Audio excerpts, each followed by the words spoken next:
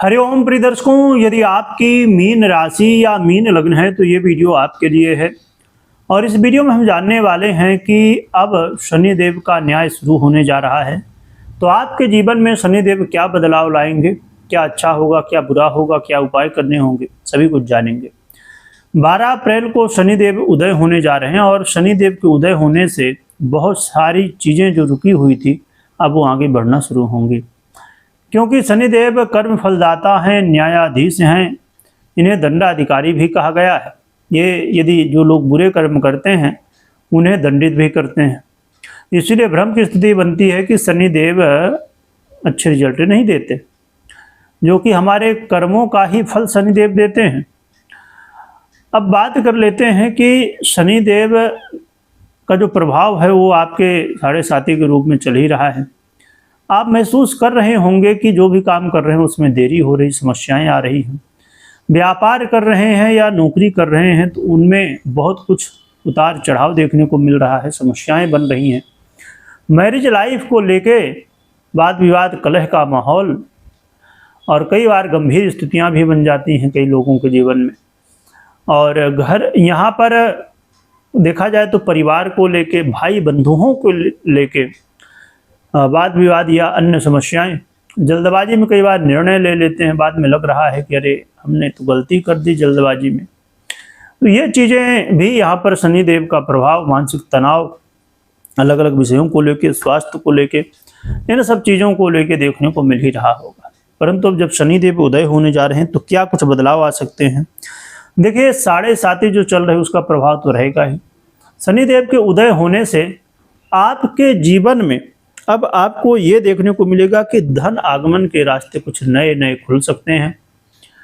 व्यय की स्थितियां जो व्यर्थ में हो रही थी उनमें थोड़ी कमी आ सकती है, और ये जो समय है ये आपके आत्मविश्वास को मजबूत करेगा। आपको नए नए अवसर मिलेंगे सीखने के लिए, और अपने जीवन में आप अब कर्म करना शुरू करेंगे।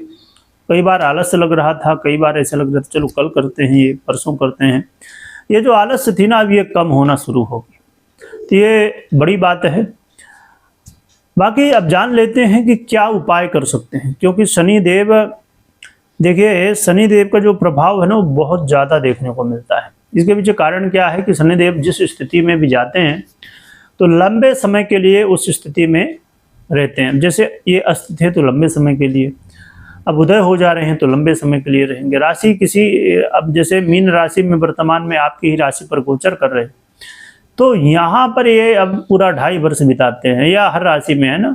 तो इसीलिए शनि देव का ये जो गोचर काल है ये कुछ ऐसे जो है तो जीवन में बदलाव लाएगा। और क्या उपाय कर सकते हैं ये जान लेते हैं।